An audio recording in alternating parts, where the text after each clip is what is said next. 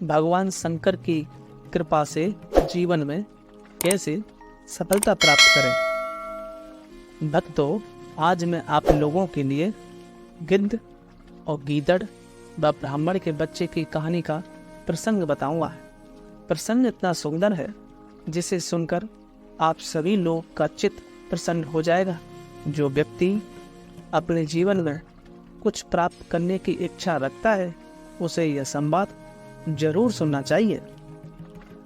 गिद्ध और गीदड़ के माध्यम से भगवान शंकर ने एक ब्राह्मण के बच्चे को जीवित किया था। निश्चित यह वीडियो आपके अंदर एक जोश भर देगा। संवाद इस प्रकार है। राजा युधिष्ठिर ने पूछा पितामह से, पितामह, क्या आपने कभी कोई ऐसा पुरुष देखा या सुना है जो एक बार मरकर फिर जी उठा हो? भीष्म जी बोले, राजन, पूर्व काल में नैमिषारण्य क्षेत्र में गिद्ध और गीदड़ के संवाद के रूप में एक घटना हुई थी। यह तुम सुनो। एक बार किसी ब्राह्मण का बड़ी कठिनता से प्राप्त हुआ सुंदर बालक बाल्यावस्था में ही चल बसा। तब उसके कुछ संबंधी शोक से रोते बिलखते उसे लेकर शमशान में गए। वे बालक को हृदय से लगाकर अत्यंत करुणा क्रंदन करने लगे। उन्होंने उसे पृथ्वी पर रख तो दिया, किंतु वहां से लौटने का साहस ना कर सके। उनके रोने का शब्द सुनकर वहां एक गिद्ध आया और उनसे कहने लगा, अब तुम अपने इस एकमात्र बालक को छोड़ के चले जाओ। व्यर्थ विलंब मत करो। जो लोग अपने मृतक संबंधियों को लेकर शमशान में आते हैं और जो नहीं आते, उन सभी को अपनी आयु समाप्त होने पर संसार से कूच करना ही पड़ता है। यह शमशान भूमि गिद्ध और गीदड़ों से भरी हुई है। इसमें सर्वत्र नरकंकाल दिखाई पड़ रहे हैं, इसलिए यह सभी प्राणियों के लिए भयावह है। आप लोगों को यहाँ अधिक नहीं ठहरना चाहिए। प्राणियों की गति ऐसी ही है कि एक बार काल के गाल में पड़ जाने पर फिर कोई जीव नहीं लौटता।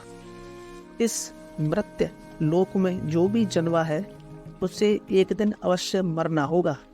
देखो, अब सूर्य भगवान अस्ताचल के अंजचल में पहुंच चुके हैं, इसलिए इस बालक का मोह छोड़कर तुम अपने घर लौट जाओ। उस गिद्ध की बातों को सुनकर वे सब लोग बालक को पृथ्वी पर लिटाकर वहां से रोते बिलखते चलने लगे।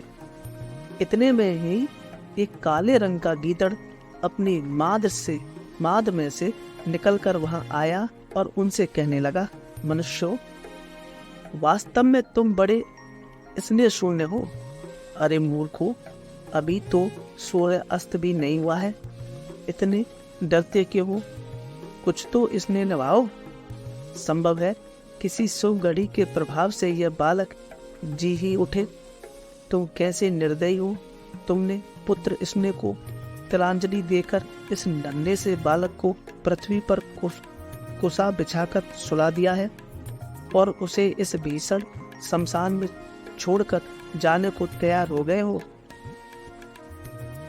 क्या इस बच्चे में तुम्हारा कुछ भी स्नेह नहीं है? देखो, पशु पक्षियों का अपने बच्चों पर कैसा स्नेह होता है। यद्यपि उनका पालन पोषण करने पर भी उन्हें इस लोक या परलोक में उनसे कोई फल नहीं मिलता, परंतु मनुष्य में तो स्नेह ही कहाँ है और उन्हें शोक हो। यह तुम्हारा वंशधर बालक है, इसे छोड़कर अब तुम कहाँ जाना चाहते हो? अरे, अभी देर तक आंसू बहाओ और प्यार के साथ जी भरकर इसे देखो। शरीर से छीड़ होते हुए, मुकदमे में फंसे हुए और शमशान की ओर जाते हुए पुरुष का साथ उसके बंधु बांधव ही दिया करते हैं, दूसरे लोग नहीं। हाय, इस कमल नयन बालक को छोड़कर जाने के लिए तुम्हारे पैर कैसे उठते हैं। गीदड़ की ये बातें सुनकर भी सब लोग उसी समय सबके पास लौट आए।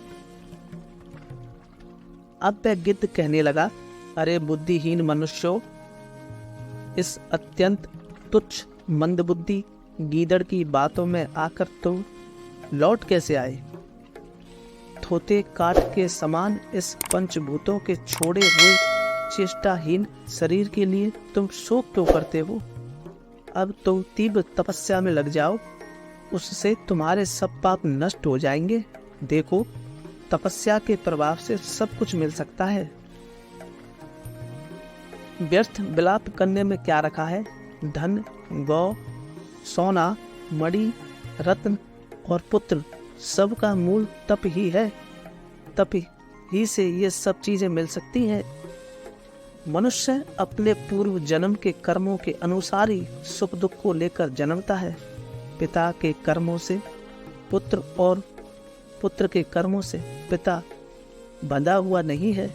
सब अपने अपने पाप पुण्यों से बंधे हैं और अंत में इस मृत्यु मार्ग से ही जाते हैं। अतः तुम प्रयत्न पूर्वक धर्म का आचरण करो, अधर्म में मन मत ले जाओ और देवता और ब्राह्मणों के साथ समय अनुसार वार्तालाप करो। शोक और दीनता छोड़ दो, पुत्र की मोह ममता से दूर हो जाओ, इसे यहीं खुले मैदान में छोड़कर चले जाओ। देखो, कोई कैसा ही प्यारा हो, यहाँ छोड़कर फिर किसी बंधु बांधव इस स्थान पर अधिक देर नहीं ठहरते। उन्हें अपने स्नेह बंधन तोड़कर आंखों में आंसू भरे लौटना ही पड़ता है। कोई बुद्धिमान हो या मूर्ख, धनवान हो या निर्धन, उसे अपने शुभाशुभ कर्मों को लेकर काल के अधीन होना ही पड़ता है। अच्छा, शोक करके ही तुम क्या कर लोगे। सबका शासक तो काल ही है, जो सबको एक नज़र से देखता है। यह कराल काल युवा, बालक, वृद्ध और गर्भस्थ जीव को भी लील जाता है। इस संसार की ऐसी ही गति है। भक्तों, आज के लिए इतना ही, जिससे वीडियो काफ़ी लंबा नहीं होगा। भक्तों, प्लीज़ कमेंट करके बताएं ये अध्याय आपको कैसा लगा। अगले अध्याय में बाकी का सारांश बताएंगे।